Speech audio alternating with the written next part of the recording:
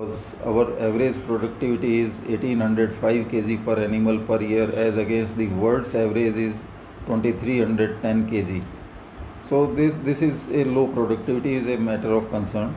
Then prevalence of animal diseases. Many of the animal diseases they are prevalent, and all veterinarians and almost everybody in the country is aware that Government of India has taken up massive foot and mouth and brucellosis as well as PPR control programs. This is one program in animal husbandry sector which has been tagged with more than an outlay of more than 13,000 crore rupees. So that itself indicates that the prevalence of many diseases is still a concern. Then low AI. We know that the total AI coverage is 30% only to the breedable bovine population, and we need to raise it to 50% and then 100% in very short period of time, maybe another 5 years. So this will drastically improve our animals' breedability as well as milk production.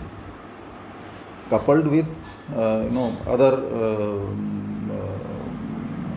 accessory advancements like sex sorted semen or embryo transfer technology, in vitro fertilization also.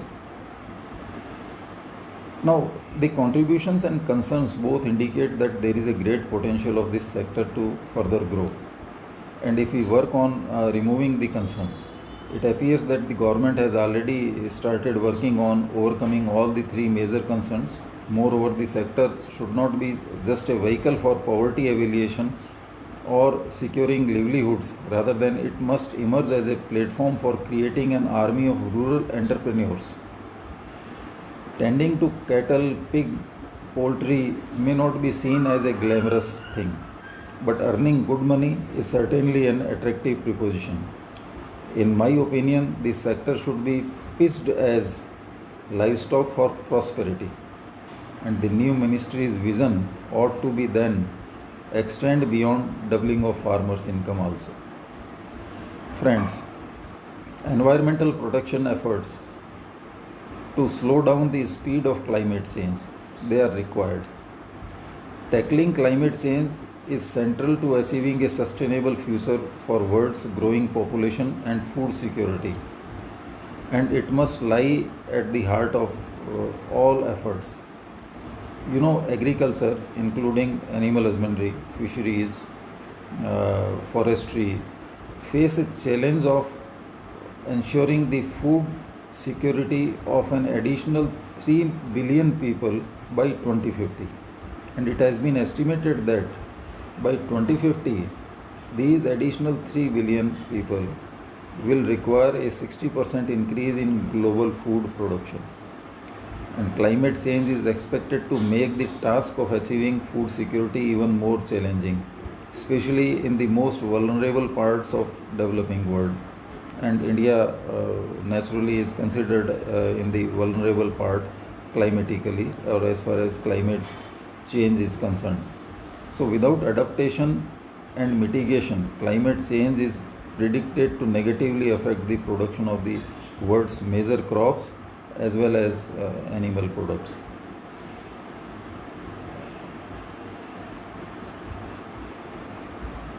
Now, unfortunately, climate change also threatens the survival of strategic reservoir of crops and livestock genetic resources, which are needed to adapt production systems to future challenges.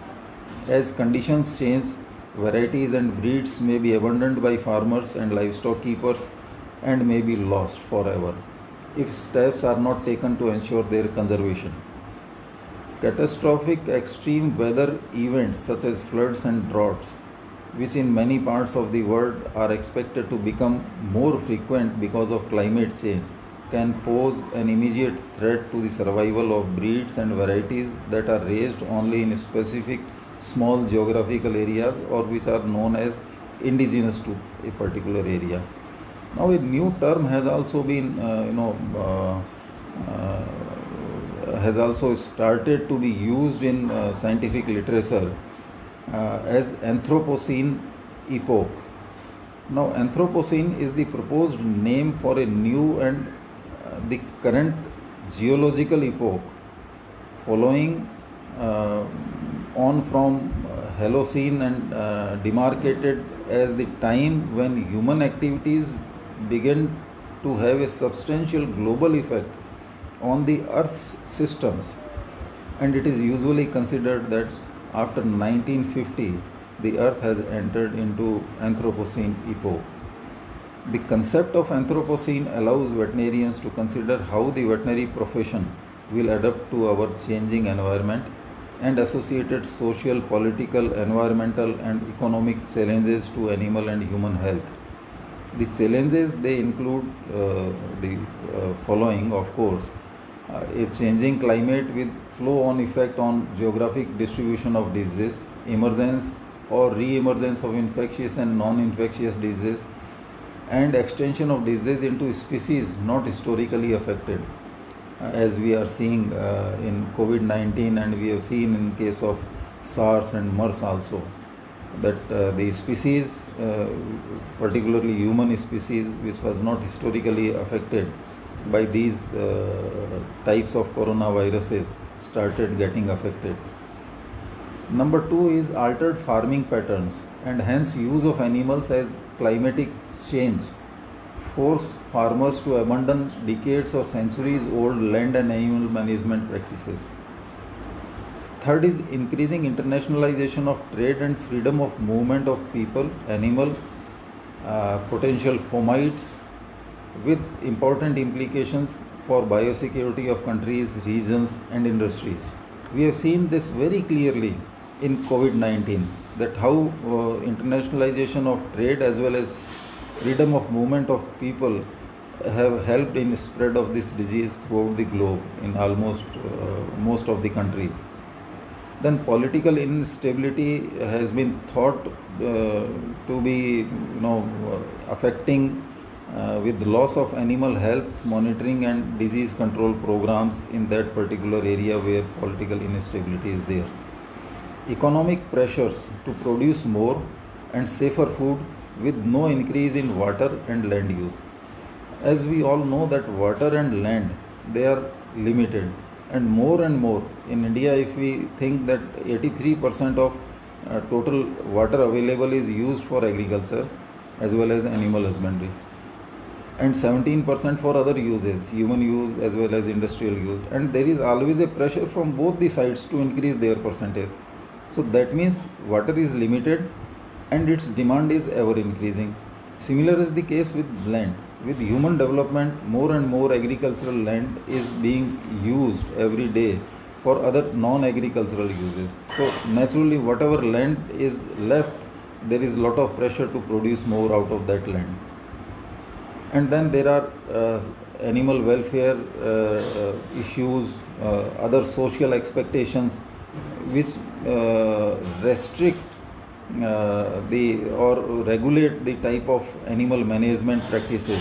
We have seen in case of poultry also, we are seeing in many other farm animals that animal welfare issues, they restrict use of such environment which may put the animal to discomfort but may allow it to produce more. Now, coming to One Health concept, the OIE or World Animal Health Organization has defined it as human health and animal health are interdependent and bound to the health of ecosystem in which they exist. That means environmental protection is also central to One Health concept. And according to OIE, 60% of existing human infectious diseases are zoonotic. That is, they are transmitted from animals to humans. And 75% of emerging infectious human diseases have an animal origin. And this we are seeing in the past, we are seeing currently also. And as human populations expand, it results in greater contact with domesticated as well as wild animals, providing more opportunities for diseases to pass from one species to another. Climate change, deforestation, and intensive farming further disrupt the environmental characteristics. while increased trade and travel results in closer and more frequent interactions, thus increasing the possibility of transmission of disease. The most effective and economic approach is to control zoonotic pathogens at their animal source, and this calls for strict health surveillance to incorporate domestic animals, livestock and poultry as well as fish too. Humans require a regular diet of animal protein, there is no doubt about it, and at present we know that in India animal population including animals and poultry is estimated to be around 130 crores, and almost the same figure is of human population. So the human to livestock and poultry ratio is almost 1:1. Now this requires more number of veterinary institutions. We have seen during COVID-19 how human health institutions, they have been strengthened, and nearly 2 lakh human health institutions in the government sector, and a large number are supported from the private sector also. They are there in existence. On the other hand, there are only 65,000 veterinary institutions which tend to the health needs of 130 crore animals, and this includes around 28,000 mobile dispensaries, first aid centers also, which are having bare minimum facilities. So early detection is essential at animal source to prevent disease transmission to humans and or introduction of pathogen into food chain. We can say that first and foremost crucial step for ensuring human health is a widespread and dependable animal health system, which is the primary requirement, and we need therefore to refurbish the entire animal husbandry sector to be able to reach to every livestock farmer for disease treatment, for preventive measures like hygiene, sanitation, vaccination, deworming, etc., and for surveillance of animal diseases and pathogens. So with these, during our day-to-day efforts, friends, we need to exert for environmental protection in our professional as well as personal capacity. So with this, once again, a happy World Veterinary Day to all of you, and have a nice and productive year ahead. Jai Hind.